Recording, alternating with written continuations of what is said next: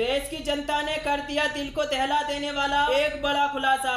देश की जनता ने बदल दिया आगामी लोकसभा चुनाव को लेकर नया प्रधानमंत्री बनाने का समीकरण। फिर से हो गया एक और बड़ा उलटफेर, नेताओं की उड़ गई नींद। क्या हो सकता है देश से एनडीए अर्थात बीजेपी का सोपड़ा साफ, या बन सकती है कांग्रेस यानी इंडिया महागठबंधन की सरकार। नमस्कार, आप देख रहे हैं political Hindi news. Lok Sabha opinion poll 2024 में आप सभी का हार्दिक स्वागत है। अभी जनता के बीच से यह जो सर्वे सामने निकल करके आया है, इस सर्वे में जनता से सवाल किया गया, अब की बार यानी 2024 में किसकी होगी सरकार? क्या अब की बार तीसरी बार प्रधानमंत्री बन पाएंगे नरेंद्र मोदी, या राहुल गांधी की भारत जोड़ो न्याय यात्रा के नेतृत्व में प्रधानमंत्री बनने का सपना होगा साकार? इन सभी प्रश्नों का जवाब वीडियो के अंत तक मिल जाएगा। वीडियो के अंत तक जरूर बने रहें। और आज हम देखेंगे कि किस राज्य में किसको कितनी सीटें मिलने की संभावना है और देश में कौन अपनी सरकार बनाने जा रहा है। सबसे पहले मैं आपको थोड़े मोटे मोटे आंकड़े बता देता हूं कि देश में लोकसभा की कुल 543 सीटें हैं और किसी भी पार्टी को पूर्ण बहुमत की सरकार बनाने के लिए 272 सीटें जीतने की आवश्यकता होती है। जिस पार्टी के पास 272 या उससे अधिक सीटें होंगी, वही पार्टी देश में अपनी सरकार बनाएगी। अब की बार देश की जनता किसे सौंपेगी सत्ता?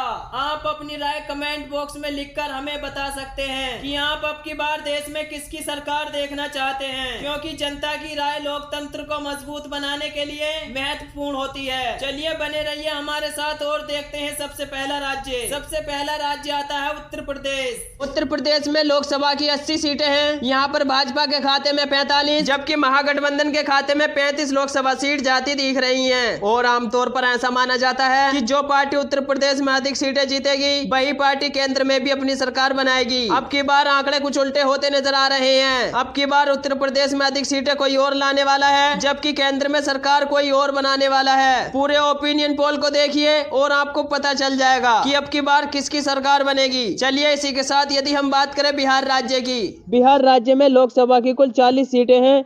यहाँ पर भाजपा के खाते में 14, जबकि कांग्रेस यानी महागठबंधन के खाते में 26 लोकसभा सीट जाती दिख रही हैं। चलिए इसी के साथ यदि हम बात करते हैं हरियाणा राज्य की, हरियाणा राज्य में लोकसभा की कुल 10 सीटें हैं, जिसमें से भाजपा के खाते में 4, जबकि महागठबंधन के खाते में 6 लोकसभा सीट जाती दिख रही हैं। चलिए इसी के साथ यदि हम बात करते हैं पंजाब राज्य की, पंजाब राज्य में लोकसभा की कुल 13 सीटें हैं, जिसमें से भाजपा के खाता खुलने की कोई संभावना नहीं है, जबकि महागठबंधन के खाते में 5 व अन्य दलों के खाते में 8 लोकसभा सीट जाती दिख रही हैं। चलिए इसी के साथ यदि हम बात करें गोवा राज्य की, गोवा राज्य में लोकसभा की कुल 2 सीटें हैं। यहाँ पर भाजपा व कांग्रेस के बीच बराबर की टक्कर देखने को मिल सकती है। यहाँ पर भाजपा के खाते में 1, जबकि कांग्रेस यानी महागठबंधन के खाते में भी 1 लोकसभा सीट जाती दिख रही है।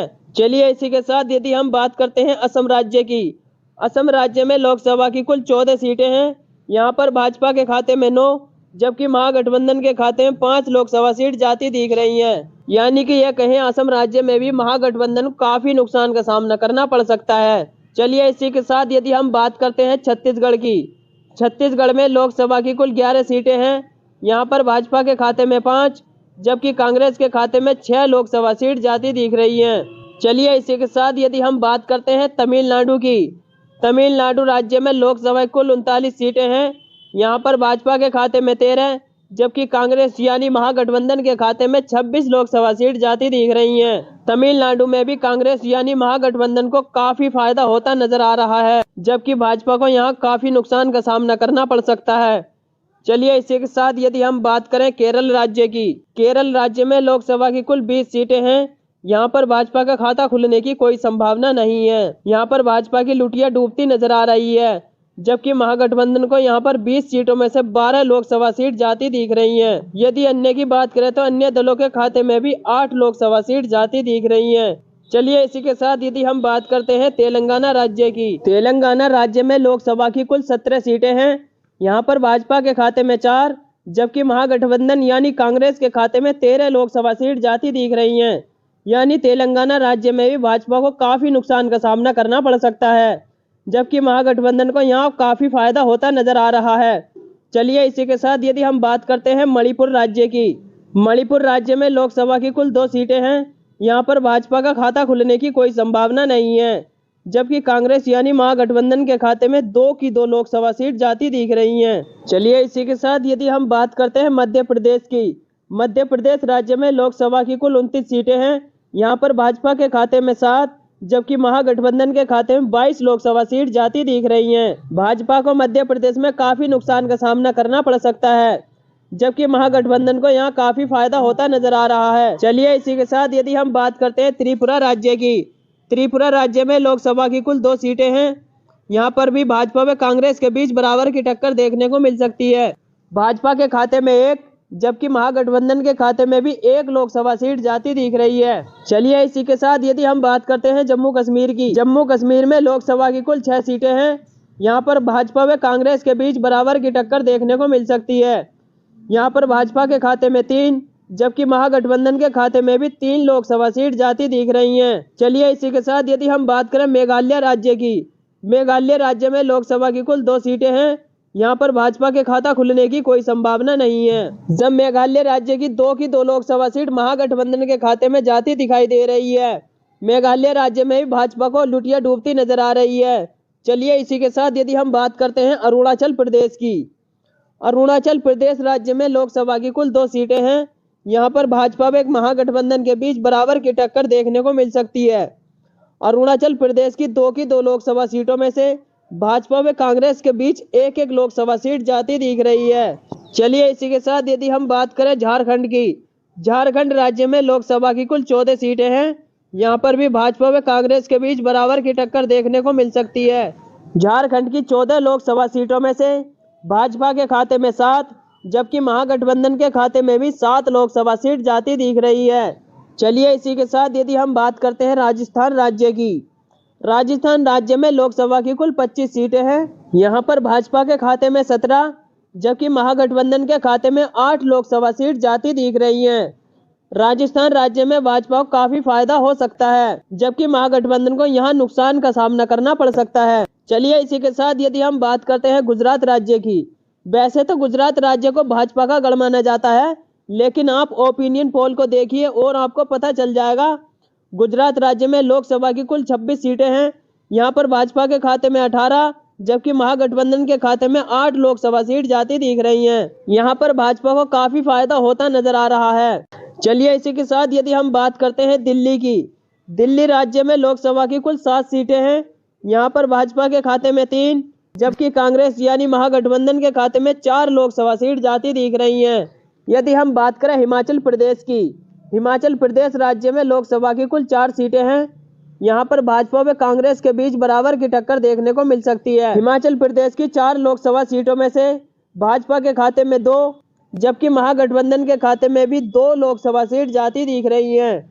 चलिए इसी के साथ यदि हम बात करें उड़ीसा राज्य की, उड़ीसा राज्य में लोकसभा की कुल 21 सीटें हैं। यहाँ पर भाजपा के खाते में 2 जबकि महागठबंधन के खाते में 3 लोकसभा सीट जाती दिख रही हैं। यदि वही बात करें हम अन्य दलों की, अन्य दलों के खाते में 16 लोकसभा सीट जाती दिख रही हैं। चलिए इसी के साथ यदि हम बात करते हैं पश्चिम बंगाल की, पश्चिम बंगाल राज्य में लोकसभा की कुल 42 सीटें हैं। यहाँ पर भाजपा के खाते में 8 जबकि महागठबंधन के खाते में 34 लोकसभा सीट जाती दिख रही है। चलिए इसी के साथ यदि हम बात करते हैं महाराष्ट्र राज्य की, महाराष्ट्र राज्य में लोकसभा की कुल 48 सीटें हैं। यहाँ पर भाजपा के खाते में 16 जबकि महागठबंधन के खाते में 32 लोकसभा सीट जाती दिख रही हैं। यानी कि महाराष्ट्र राज्य में भी महागठबंधन को काफी फायदा होता नजर आ रहा है। इसी के साथ यदि हम बात करें केंद्र शासित प्रदेशों की, केंद्र शासित प्रदेशों में लोकसभा की कुल 7 सीटें हैं। यहाँ पर भाजपा के खाते में 3 जबकि महागठबंधन के खाते में 4 लोकसभा सीट जाती दिख रही हैं। चलिए इसी के साथ यदि हम बात करें आंध्र प्रदेश की, आंध्र प्रदेश में लोकसभा की कुल 25 सीटें हैं। यहाँ पर भाजपा का खाता खुलने की कोई संभावना नहीं है। आंध्र प्रदेश की 25 लोकसभा सीटों में से महागठबंधन के खाते में 10 जबकि अन्य दलों के खाते में 15 लोकसभा सीट जाती दिख रही हैं। यानी कि आंध्र प्रदेश में भी भाजपा की लुटिया डूबती नजर आ रही है।